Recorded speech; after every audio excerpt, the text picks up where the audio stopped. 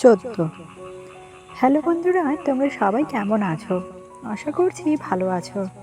বন্ধুরা, অনেকদিন পর তোমাদের জন্য আরও একটি ভিডিও নিয়ে হাজির। 14। হ্যালো বন্ধুরা, তোমরা সবাই কেমন আছো? আশা করছি ভালো আছো। বন্ধুরা, অনেকদিন পর তোমাদের জন্য আরও একটি ভিডিও নিয়ে হাজির হয়েছি আমি, লায়লা। বন্ধুরা, তোমাদের আমি অনেক মিস করেছি।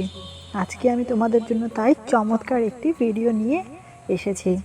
তো আজকের ভিডিওটি শোনার আগে তোমরা অবশ্যই রুমের দরজা এবং কানে হেডফোন দিয়ে নাও, কেননা এটা অনেক বেশি চমৎকার হতে যাচ্ছে। তাহলে চলো, আজকের কথা বাড়াবো না, সরাসরি তোমাদের সাথে আজকের ভিডিওতে চলে যাব। আমার নাম শুভ্রা। আমি হিন্দু পরিবারে বড় হলেও আমি পালিয়ে বিয়ে করি এক মুসলমান পরিবারের ছেলের সাথে। বিয়ের পর আমি নিজেকে পরিবর্তন করে ফেলেছি এতটা যে হয়তো কেউ আমাকে এখন দেখলে চিনতেই পারবে না, কেননা আমি এখন পর্দা করা শুরু করেছি। বিভিন্ন ধরনের ধর্মীয় কর্মকাণ্ড সেগুলোতেও মনোনিবেশ করেছি। আমার জীবনটা অনেকটা পরিবর্তন হয়ে গেছে। কিন্তু কথায় বলে, বানর যদি একবার গাছ পাওয়া শিখে যায়, তাহলে গাছ দেখলেই সে যতই ভদ্র থাকুক না কেন, গাছ পাবেই সেই বানর। আমি আছি ঠিক ওই বানরের মতো। কেন বললাম, সবটাই বলছি। আমার বিয়ের আগে এবং এই প্রেমের আগে অনেকগুলো অ্যাফেয়ার্স ছিল, যাদের সাথে প্রত্যেকের সাথেই আমার কিছু না কিছু সম্পর্ক তৈরি হয়েছিল। কারোর সাথে ঘুরতে যেতাম 4 দিন 5 দিনের জন্য কলকাতার অনেক জায়গায়। তো এভাবে যাওয়ার পর যখন আমি আমার হাজব্যান্ডের সাথে সম্পর্কে জড়াই, তখন সে আমাকে বলল বিয়ের আগে কোনো কিছু না। কিন্তু আমি আমার স্বামীকে কখনো সব কিছু ভেঙেও বলিনি যে আসলে তোমার আগেও আমার আরও কয়েকটা অ্যাফেয়ার্স ছিল। যাই হোক, পর্দা করি তো আমি, ঠিক আছে, ধর্মীয় ব্যাপারেও আমি খুব শক্ত। আমার স্বামী গত 5 দিন হলো অফিসের কাজে বাইরে গিয়েছে। বাসায় শুধুমাত্র আমি, আমার শ্বশুর এবং আমার ছেলে। আমি নিজে বারবার আমার শ্বশুরের কাছ থেকে একটু দূরত্ব বজায় রেখেই থাকি, কেননা সে আমার সম্পর্কের শ্বশুর হলেও কেউ তাকে দেখলে বলবে না যে সে আমার শ্বশুর। আমার স্বামীর থেকেও অনেক বেশি যুবক মনে হয় তাকে। আমি সবসময় নিজেকে এজন্যই তার কাছ থেকে দূরে সরিয়ে রাখি। তার উপর আমার ছেলে আজকাল তো জিম করে সে কত সুন্দর হয়েছে, সেটা আর নাই বললাম।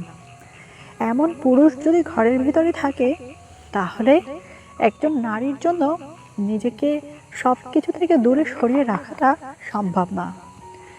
নতুন একটা মোবাইল কিনেছি এজন্য, কেননা অনেক কথা হয়তো আমি মানুষকে বোঝাতে পারি না, এজন্য আমি মোবাইলে রেকর্ড করে তোমাদের সাথে শেয়ার করি।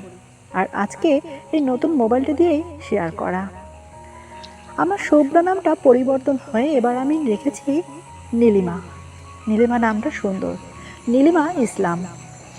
যাই হোক, এবার মূল কথায় আসি। আমাদের বাড়িতে এক বিয়ের দাওয়াত পড়ল। বিয়ে বাড়িতে আমি সাধারণত যাই না, কেননা মানুষও বিভিন্ন রকমের কোয়েশ্চেন করে যে আমার এখন বাবা মার সাথে সম্পর্ক আছে কি না, বা আমি এখন বাবা মার কাছে যাই কি না।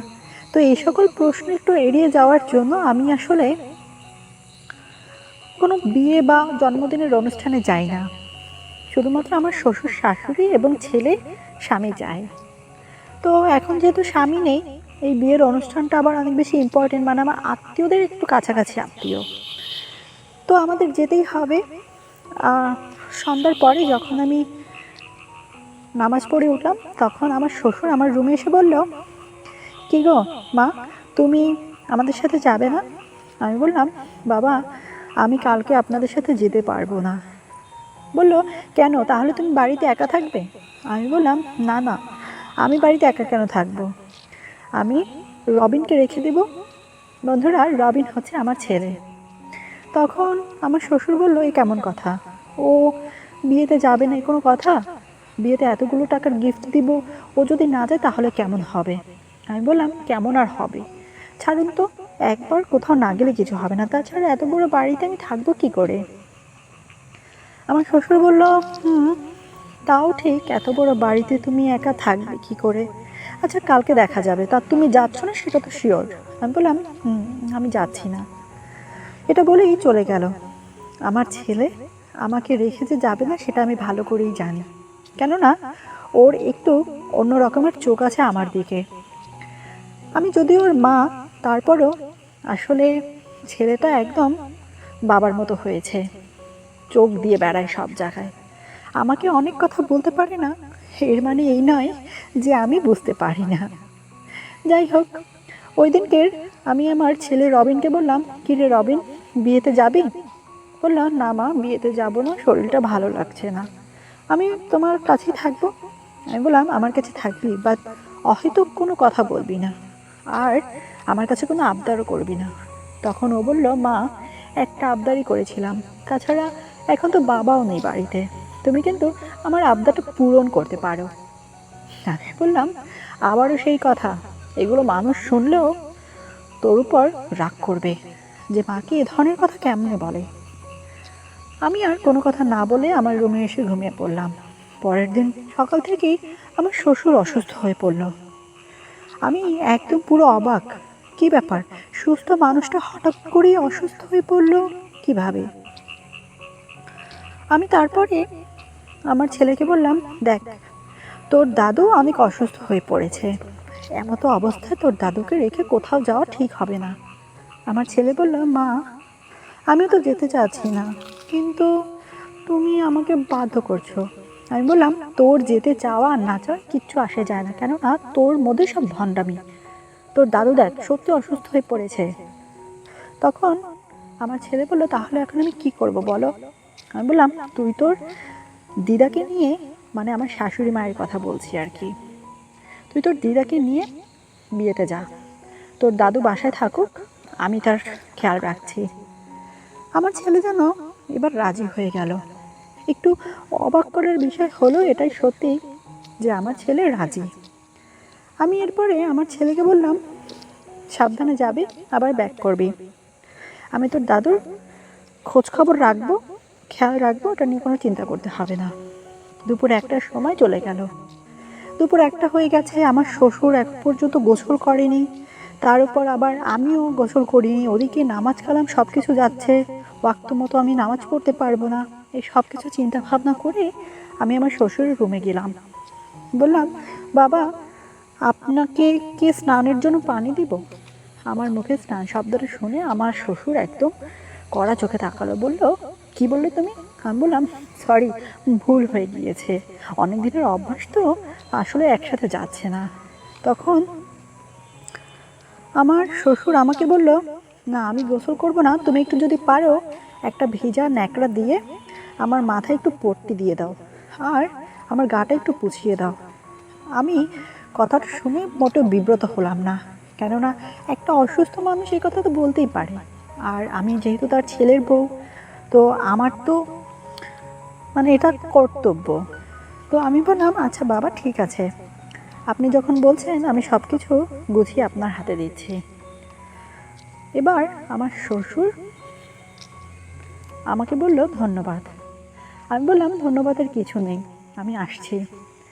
এদিকে যখনই আমি আমার রুমে এসে একটা ভেজা গামছা নেকড়িয়ে নিলাম, তখন মনে পড়ল শ্বশুরের কথা, যে তার কাছে তার গা পোছানোর জন্য আমাকে যেতে হবে। কিভাবে পারবো বুঝতে পারছি না, তার উপর তাকে দেখার পর নিজেকে সামলানোটা অনেক কঠিন হয়ে যাবে, আর এখন তো পুরো গুরু দায়িত্ব আমার মাথার উপর বসে পড়েছে, আমাকে তার পুরো শরীর পুছিয়ে দিতে হবে। কি করব জানি না। আমি নিজেকে অনেকটা সামলে নিয়ে তারপরে তার রুমে যাই। যাবার পরে আমি বললাম, আপনার মাথায় পট্টি দেওয়া থাকুক, আর চোখের উপরেও পট্টি থাকুক, ভালো লাগবে, আমি বরঞ্চ আপনার হাত পা মুছিয়ে দিচ্ছি। আমার শ্বশুর বলল, ঠিক আছে। পায়ের পাতা থেকে তারপরে আঙুলগুলো ভালো করে টেনে টেনে তারপরে আঙুলের সব জায়গা ভালো করে পুছিয়ে দাও। আমি বললাম, ঠিক আছে, তবে হাত দুটো আগে মুছিয়ে দিই। তখন আমার শ্বশুর বলল, আচ্ছা ঠিক আছে। আমি হাত দুটো মুছিয়ে দিয়ে একের পর এক আস্তে আস্তে করে পুরো শরীর মোছানোর প্রিপারেশন নিচ্ছিলাম।